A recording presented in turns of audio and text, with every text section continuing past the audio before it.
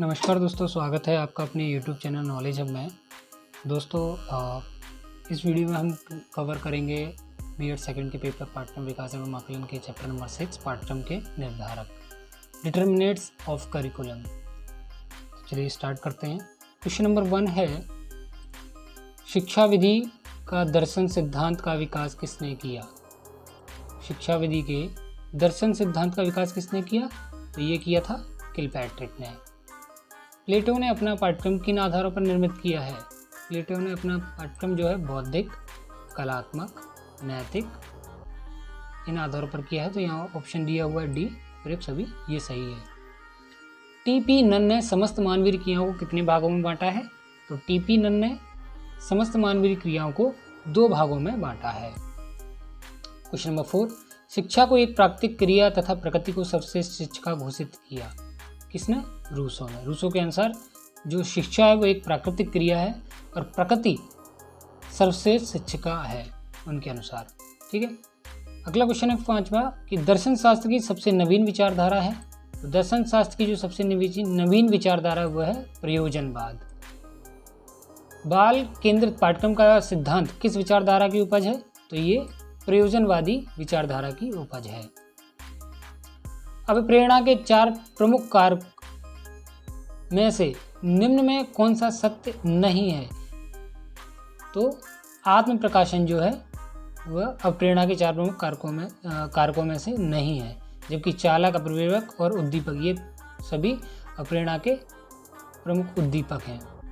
Jung के अनुसार व्यक्तित्व के कितने प्रकार हैं? तो जुंग के अनुसार व्यक्तित्व के 3 प्रकार हैं। शैक्षिक समाज का जन्मदाता कौन है? यह किसने कहा? या शैक्षिक समाज का जन्मदाता कौन है? ये है जॉर्ज पाइन। ठीक है।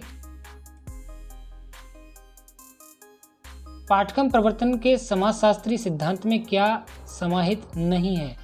तो पाठ्यक्रम बहुमुखी प्रभाव प्रयुक्त होना चाहिए, यह समाहित नहीं है। जबकि विद्यालय का पाठ्यक्रम बाल विकास के स्तर का हो, पाठ्यक्रम को बालकों का निर्माण विश्व समाज के लिए करना चाहिए, पाठ्यक्रम को परिवर्तनशील व लचीला होना चाहिए, ये सभी समाजशास्त्रीय सिद्धांत में समाहित हैं। निम्न में कौन सा कथन असत्य है?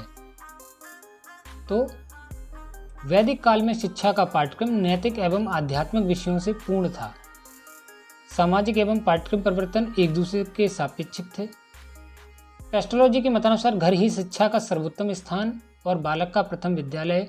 तो ये जो तीनों ही ऑप्शन हैं ये सत्य हैं, लेकिन यहाँ पूछा गया असत्य। तो क्रो एवं क्रो के शब्दों में शैक्षिक परिवर्तन सामाजिक परिवर्तन का अनुकरण करते हैं, ये असत्य है। क्वेश्चन नंबर 12, बुनियादी शिक्षा के पाठ्यक्रम में क्या समाहित नहीं है? तो बुनियादी शिक्षा का जो पाठ्यक्रम होता है उसमें आधारभूत कलाएं, सामाजिक अध्ययन, शारीरिक शिक्षा ये सभी समाहित होती है, लेकिन व्यवहारिक ज्ञान समाहित नहीं होता, इसलिए ऑप्शन सी सही रहेगा। क्वेश्चन नंबर 13, बुनियादी शिक्षण की प्रमुख विशेषताओं में शामिल नहीं है या समाहित नहीं है। तो शिक्षा का माध्यम मातृभाषा है, पाठ्यक्रम का स्तर वर्तमान मौद्रिक के स्तर का हो और कक्षा 5 तक शिक्षा का पाठ्यक्रम सह शिक्षा के रूप में, ये सभी बुनियादी शिक्षण की प्रमुख विशेषताएं हैं। लेकिन पाठ्यक्रम में अंग्रेजी व धर्म का स्थान हो, यह बुनियादी शिक्षण की विशेषता नहीं है। तो ऑप्शन सी इस क्वेश्चन के लिए सही होगा। क्वेश्चन नंबर 14, पाठ्यक्रम परिवर्तन में दर्शन के प्रभावों में क्या शामिल नहीं है? तो पाठ्यक्रम परिवर्तन में पाठ्य वस्तु पर दर्शन का आंशिक प्रभाव पड़ता है, यह शामिल नहीं है। जबकि जो शामिल होता है वह है पाठ्य वस्तु की संख्या का निर्धारण दर्शन से संबंधित है, पाठ्यक्रम का निर्माण दर्शन पर आधारित है, पाठ्य वस्तु का दर्शन पर पूर्ण प्रभाव पड़ता है। ठीक है। क्वेश्चन नंबर 15, जॉन डीवी ने बालकों की 4 अभिरुचियां मानी हैं, इनमें से कौन सा शामिल नहीं है? तो पहले हमें पता होना चाहिए कि जॉन डीवी की 4 अभिरुचियां कौन कौन सी हैं। तो पहला है कलात्मक अभिव्यक्ति, दूसरा रचनात्मक, तीसरा है खोज करना और चौथा है बातचीत, जिसे मैंने अलग से लिखा हुआ है बातचीत करना। जबकि यहाँ पर पूछा नहीं है तो ये हो जाएगा शारीरिक क्रियाएं करना। यौन शिक्षा को किस दार्शनिक विचारधारा में प्रमुखता प्राप्त है? तो प्रकृतिवाद में। शिक्षा मनोविज्ञान वह है जो कि शैक्षणिक परिस्थितियों का मनोविज्ञान रूप से अध्ययन करता है। यह कथन किसका है? तो यह है रोट्रो का।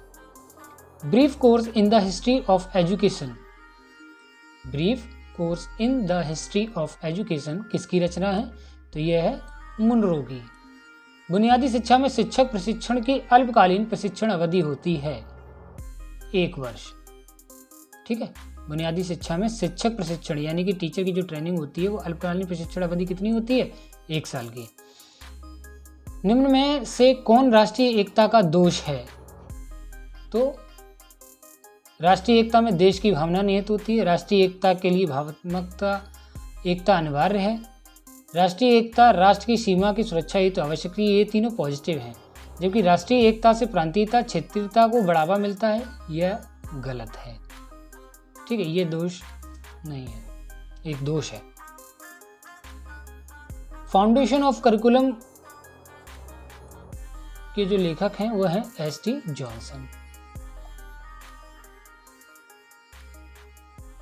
राष्ट्रीय एकता एवं भावात्मक एकता के संबंध में क्या असत्य है? यानी राष्ट्रीय एकता और भावात्मक एकता के बीच में के जो संबंध होता है उनके बीच का, उसमें क्या असत्य क्या है? तो शक्तिशाली राष्ट्र के निर्माण हेतु राष्ट्रीय एकता अनिवार्य है। भावात्मक एकता को गौड़ स्थान प्राप्त है। ठीक है। क्वेश्चन नंबर 22, पाठ्यक्रम विकास का एक प्रमुख घटक नहीं है व्यक्तिगत विभिन्नता, जबकि शिक्षण उद्देश्य, मूल्यांकन और अनुदेशनात्मक प्रारूप ये सभी पाठ्यक्रम विकास का प्रमुख घटक हैं। पाठ्यक्रम परिवर्तन का अर्थ एक प्रकार से एक संस्था में परिवर्तन करना है। यह कथन संबंधित है हिल्डा टाबा से। अभिप्रेरणा कार्य को प्रारंभ करने, जारी रखने तथा नियमित करने की प्रक्रिया है। यह कथन किसका है? तो यह है गुड का। किस विचारधारा में धार्मिक विषयों का पाठ्यक्रम में विरोध किया गया है?